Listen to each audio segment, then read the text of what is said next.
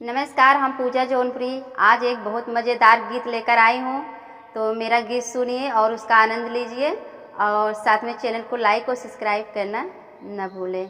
बूढ़ऊ के बूढ़ा हेराई गईन हो, दिया ना लइके हेरई। बूढ़ऊ के बूढ़ा हेराई गईन हो, दिया ना लइके हेरई। दिया ना लइके हेरई हो, दिया ना लइके हेरई। बूढ़ऊ के बूढ़ा हेराई गईन हो, दिया ना लइके हेरई। बूढ़ऊ के बूढ़ा हेराई गईन हो, दिया ना लइके हेरई।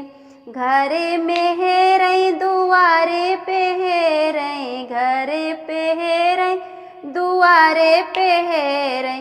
कोना में जाइके लुकाई गईन हो, दिया ना लइके हेरई। कोने में जाइके लुकाई गईन हो, दिया ना लइके हेरई। बूढ़ऊ के बूढ़ा हेराई गईन हो, दिया ना लइके हेरई। बूढ़ऊ के बूढ़ा हेराई गईन हो, दिया ना लइके हेरई। दिया ना लइके हेरई हो, दिया ना लइके हेरई।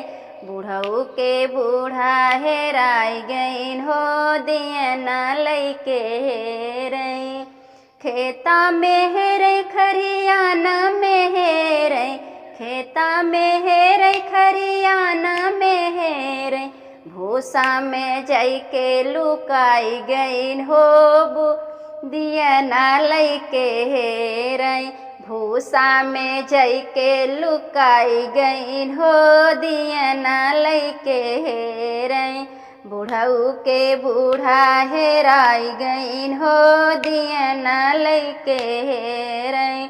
बूढ़ऊ के बूढ़ा हेराई गईन हो, दिया ना लइके हेरई।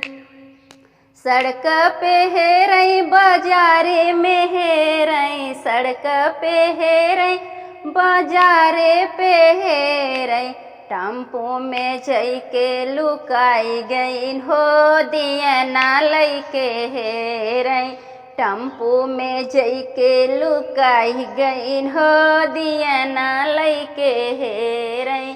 बूढ़ऊ के बूढ़ा हेराई गईन हो, दिया ना लइके हेरई।